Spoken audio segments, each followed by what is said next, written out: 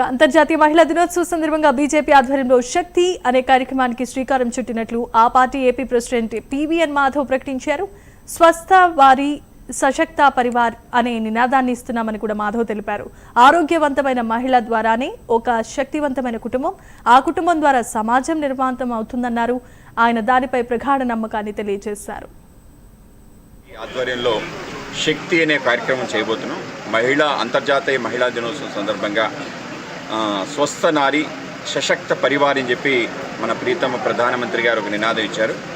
ఆరోగ్యవంతమైన మహిళ ద్వారా ఒక శక్తివంతమైన కుటుంబం తయారవుతుందని, మహిళా కుటుంబం ద్వారానే సమాజం నిర్మాణం అవుతుందని ప్రకారంగా మన ప్రధానమంత్రి గారు నమ్మారు. కనుకనే ఈ యొక్క కార్యక్రమాన్ని పెద్ద ఎత్తున చేసే విధంగా గతంలో ఒక నెల రోజుల పాటు ఈ కార్యక్రమాన్ని దేశంలోని అంగన్వాడీ కేంద్రం, ఆశా వర్కర్స్ ద్వారా చేయడం జరిగింది.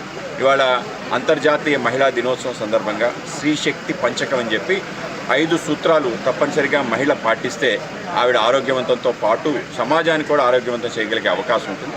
ఆ విధంగా ఆవిడ గర్భం ఏదైతుందో గర్భం ప్రపంచాన్ని సృష్టిస్తుంది. గర్భం ఏదైతుందో కేవలం మనం బిడ్డని కనడంతో పాటు మొత్తం పోషణ కూడా చేస్తుంది.